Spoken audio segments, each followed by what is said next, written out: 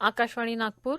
मेधा नांदेडकर आपल्याला प्रादेशिक बातम्या देत आहे. काही ठळक बातम्या. पंतप्रधान नरेंद्र मोदी यांनी पीएम केअर्स निधीतून 1 लाख पोर्टेबल ऑक्सिजन कॉन्सन्ट्रेटरच्या खरेदीला मंजुरी दिली आहे. कोविड-19 रुग्णांसाठीच्या उपचारार्थ लागणाऱ्या ऑक्सिजनची टंचाई कमी करण्याच्या दृष्टीनं आयआयटी मुंबईकडून अभिनव निर्मितीक्षम उपायांचा शोध. नागपुरात कोविड आरटीपीसीआर फिरत्या चाचणी प्रयोगशाळेचं केंद्रीय मंत्री नितीन गडकरी यांच्या हस्ते लोकार्पण. आणि नागपूर जिल्ह्यात दररोज 200 मेट्रिक टन ऑक्सिजन उपलब्ध होणार. पंतप्रधान नरेंद्र मोदी यांनी पीएम केअर्स निधीतून 1 लाख पोर्टेबल ऑक्सिजन कॉन्सन्ट्रेटरच्या खरेदीला मंजुरी दिली आहे. वैद्यकीय ऑक्सिजन पुरवठा सुधारण्यासाठी आवश्यक उपाययोजनांबाबत पंतप्रधानांच्या अध्यक्षतेखाली झालेल्या उच्चस्तरीय बैठकीत हा निर्णय झाला.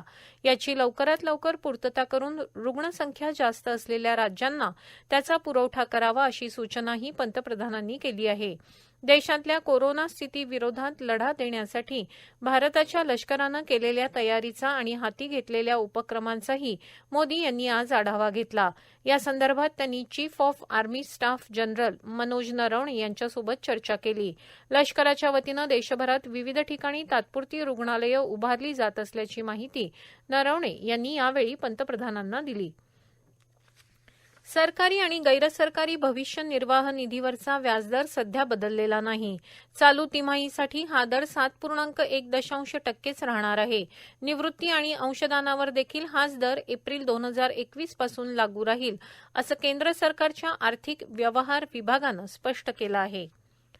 एका राज्यातून दुसऱ्या राज्यात स्थलांतर केल्यानंतर वाहनांची नोंदणी पुन्हा करणं अधिक सोयीचं व्हावं म्हणून रस्ते वाहतूक मंत्रालयानं मसुदा नियमांची एक अधिसूचना जारी केली आहे. सरकारनं वाहनांच्या नोंदणीसंदर्भात नागरिक केंद्रित अनेक उपाय आणि माहिती तंत्रज्ञानावर आधारित सुविधा केल्याच्या संदर्भात ही अधिसूचना आहे. वैद्यकीय ऑक्सिजनचा अपव्यय टाळण्यासाठी रुग्णालयांमध्ये वेगळ्या ऑक्सिजन परिचारिका नेमण्याची गरज आरोग्यमंत्री राजेश टोपे यांनी व्यक्त केली आहे.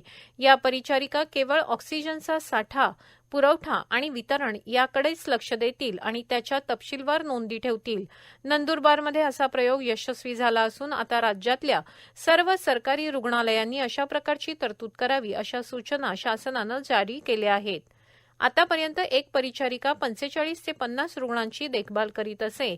आता 15 ते 20 रुग्णांसाठी एक परिचारिका असं प्रमाण राहील. देशातील कोविड-19 रुग्णांसाठीच्या उपचारार्थ लागणाऱ्या ऑक्सिजनची टंचाई कमी करण्याच्या दृष्टीनं भारतीय तंत्रज्ञान संस्था अर्थात आयआयटी मुंबईनं निर्मितीक्षम आणि अभिनव उपाय शोधून काढला आहे.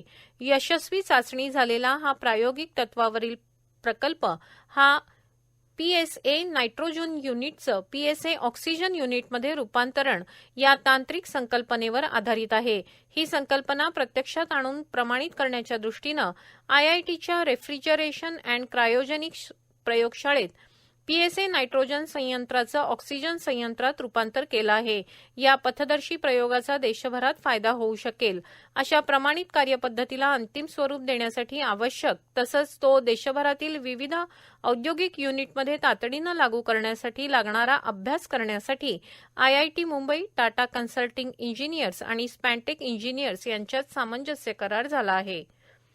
कोरोना विषाणू प्रादुर्भावाच्या पार्श्वभूमीवर यंदा 1 मे रोजी होणारा महाराष्ट्र दिन साधेपणानं साजरा करण्याच्या सूचना राज्य सरकारनं दिल्या आहेत.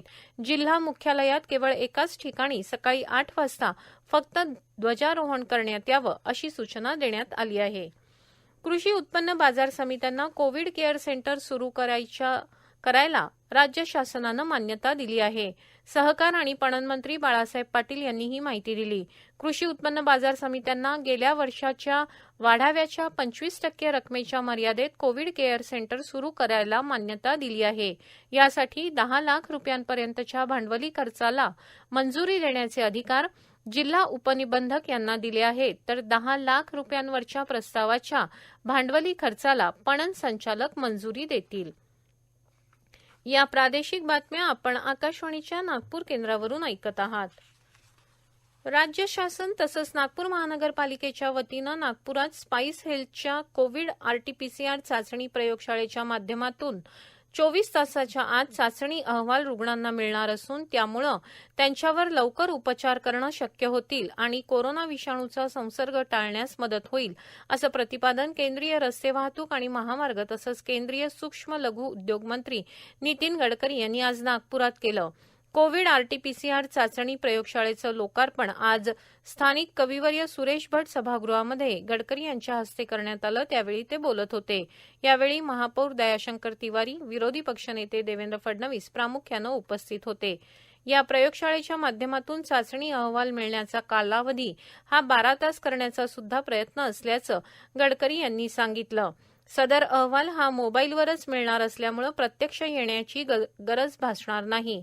नागपूर शहरासोबतच पूर्व विदर्भातील भंडारा, चंद्रपूर, गडचिरोली सारख्या जिल्ह्यातील नमुन्यांची चाचणी सुद्धा येथील प्रयोगशाळेत होणार आहे.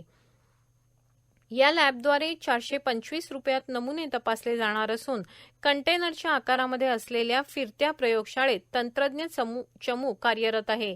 या यंत्रणेच्या माध्यमातून प्रतिदिन 3000 लोकांची टेस्ट केली जाणार असून त्याचा अहवाल 24 तासात मिळणार आहे. सर्वसामान्य जनतेला परवडणाऱ्या दरात कोविड चाचणीची सुविधा घेऊन लॅब नागपूरकरांच्या सेवेत आजपासून दाखल झाली आहे. शॉर्ट सर्किटमुळे आणि चुकीच्या विद्युत संच मांडणीमुळे होणाऱ्या आगीच्या घटना टाळण्यासाठी सार्वजनिक आणि खासगी कोविड रुग्णालयाच्या विद्युत संच मांडणीचं तसंच लिफ्टचं निरीक्षण करण्याचे आदेश राज्याचे ऊर्जामंत्री डॉ. नितीन राऊत यांनी दिल्यानंतर आता राज्यात या तांत्रिक निरीक्षणाची प्रक्रिया सुरू करण्यात आली आहे. राज्यातील विविध रुग्णालयात एसी यंत्रणेत शॉर्ट सर्किट होऊन आयसीयू कक्षात आगी लागण्याच्या घटना घडल्या आहेत. त्यामुळे आयसीयू कक्षातील अंतर्गत वायरिंग कशा प्रकारची आहे याशिवाय विविध घटकांची तपासणी करण्याचे आदेशही देण्यात आले आहेत. नागपुरात कोविड रुग्णांची वाढती संख्या लक्षात घेता मध्य रेल्वेच्या नागपूर विभागाकडे नागपूर मनपाद्वारे करण्यात आलेल्या मागणीनुसार अजनीच्या कंटेनर डेपोमध्ये 11 आयसोलेशन कोच तयार ठेवण्यात आले आहे. इथं नागपूर मनपाद्वारा 176 कोविड रुग्णांचा उपचार होऊ शकणार आहे.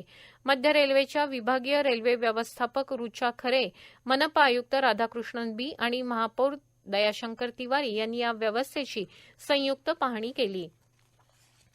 कोरोना रुग्णांना ऑक्सिजनची गरज भासत आहे आणि रुग्णसंख्या सातत्यानं वाढत असल्यामुळे ऑक्सिजनचा तुटवडा होत आहे. हे लक्षात घेता महाराष्ट्र प्रदेश काँग्रेस कमिटीचे अध्यक्ष तथा आमदार नाना पटोले यांनी भंडारा जिल्ह्यात 5 ऑक्सिजन कॉन्सन्ट्रेटर प्लांट तयार करण्यात येत असल्याचं सांगितलं.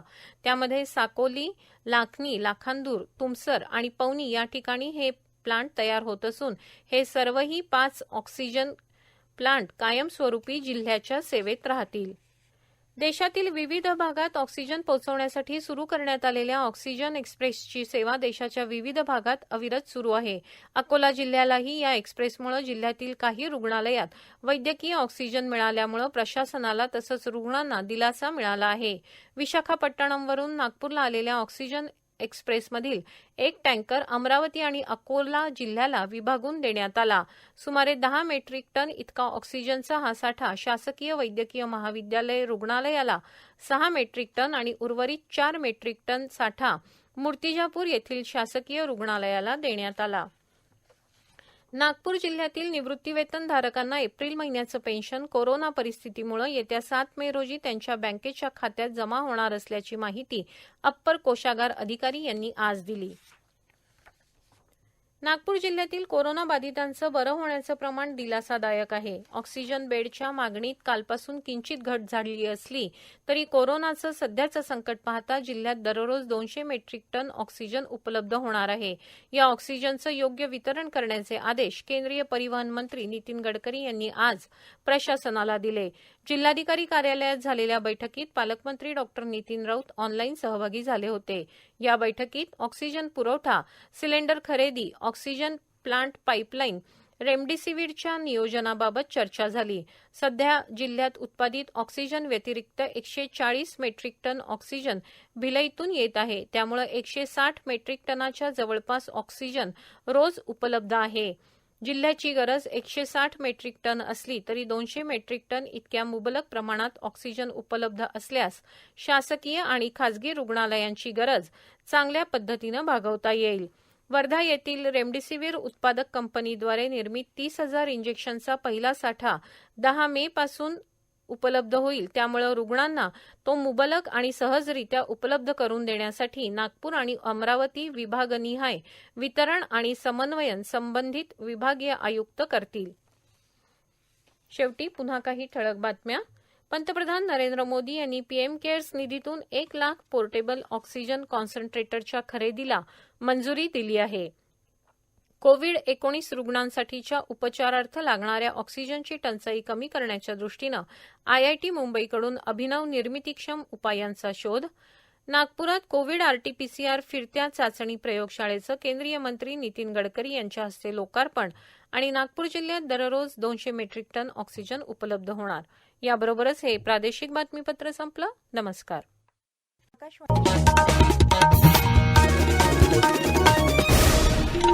आणि नागपूर